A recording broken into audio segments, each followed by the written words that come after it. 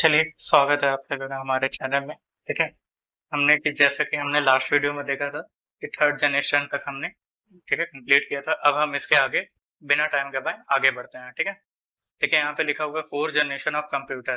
ठीक है, 1981 से लेके टिल देखते हैं, यानी 1981 से अब तक में। ठीक है, in this generation of computer was used in SSI, small scale integrated. ठीक है, इस जनरेशन के कंप्यूटर में एसएसआई का यूज किया गया था, जिसका नाम है स्मॉल स्केल इंटीग्रेटेड। ठीक है, in fourth generation we used IC and circuit with SSI. ठीक है, फोर्थ जनरेशन के कंप्यूटर में ठीक है आईसी और सर्किट के साथ साथ एसएसआई का यूज किया गया था। After some time it was converted into LSIC. ठीक है, कुछ टाइम बाद ये कन्वर्ट हो गया एलएसआईसी में, जिसका फुल फॉर्म होता है लार्ज स्केल इंटीग्रेटेड सर्किट। ठीक है, and after some time it was converted into VLSIC. ठीक है, उसके कुछ दिन मतलब उसके कुछ टाइम बाद ठीक है ये कन्वर्ट हो गया वीएलएसआईसी में। ठीक है, very large scale integrated circuit. ठीक है, and last micro processor and processor. ठीक है, और लास्ट वाला जो हमारा था वो है माइक्रो प्रोसेसर और प्रोसेसर में। ठीक है, ये हमारे हो गए ठीक है फोर्थ जनरेशन के क्या हो गए एसएसआई से, यानी स्मॉल स्केल इंटीग्रेटेड। ठीक है, ये हमारे यूज किए जाते थे। चलिए, इंटीग्रेटेड सर्किट ही है।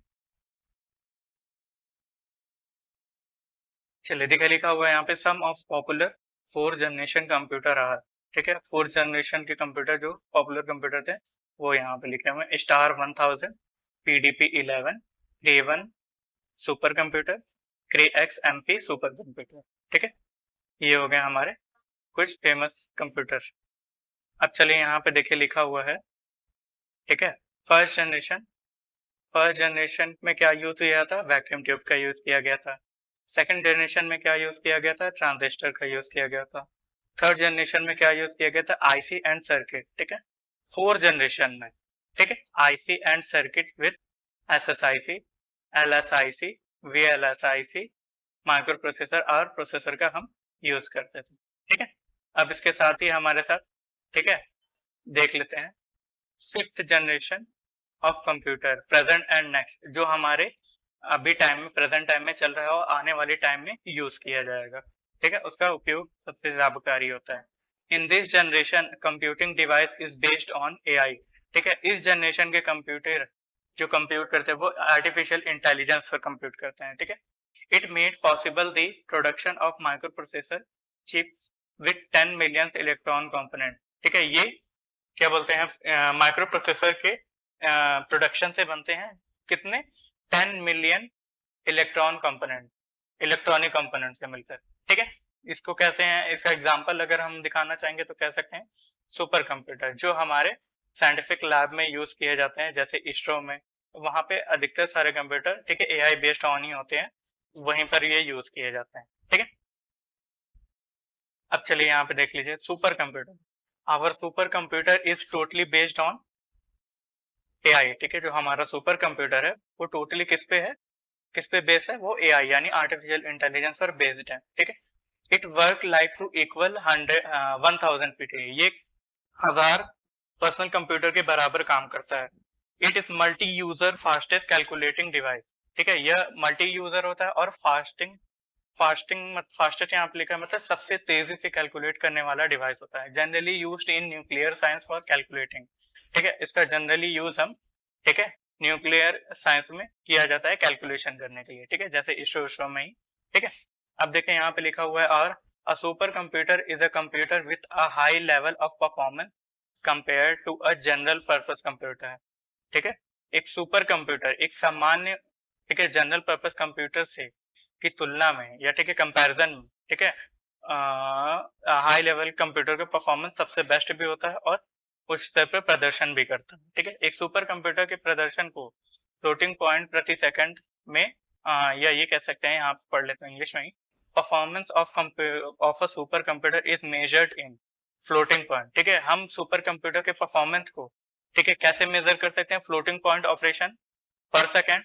ठीक है, इंस्टेड ऑफ मिलियन इंस्ट्रक्शन पर सेकंड।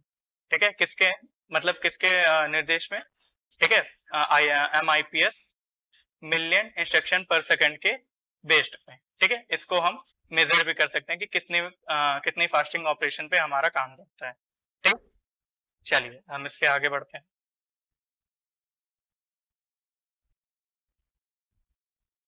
अब देखिए यहाँ लिखा हुआ है दी CDC 6600 from Control Data Corporation is generally recognized as the first supercomputer of the world। ठीक है, ऑफ वर्ल्ड। ठीक है, जो हमारा CDC 6600 है, सुपर कंप्यूटर है, जो हमारे वर्ल्ड का सबसे सुपर कंप्यूटर है। इसको किसने बनाया था?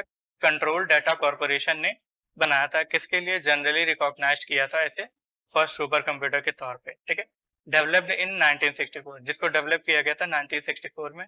It was designed by Seymour Cray के बाद। ठीक है, इसको डिजाइन किया था किसने? सेमोर क्रे ने। ठीक है, यहाँ पे देखिए, यहाँ पे मेन हमारी लाइन है, कभी कभी हमारे एग्जाम्स में ये पूछ लेता है। ठीक है,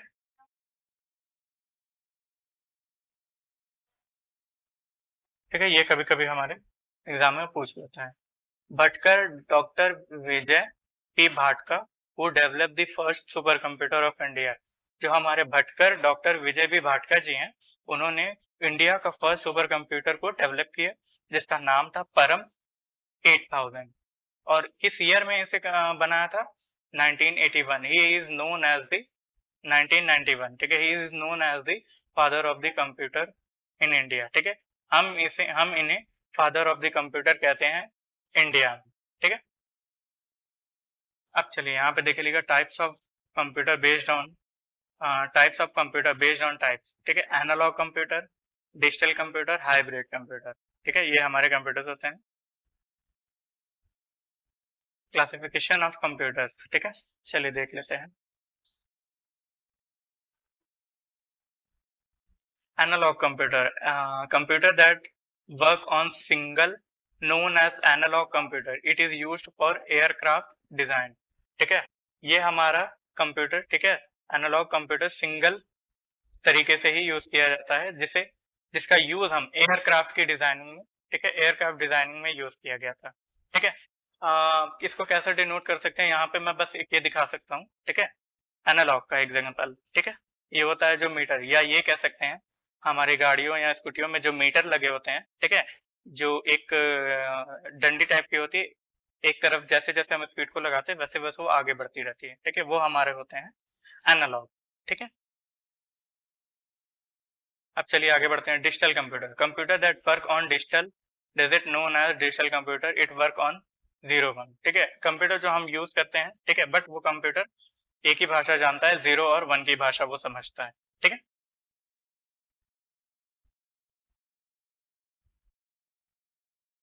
चलिए अब देखिए यहाँ पे लिखा हुआ हाइब्रिड कंप्यूटर।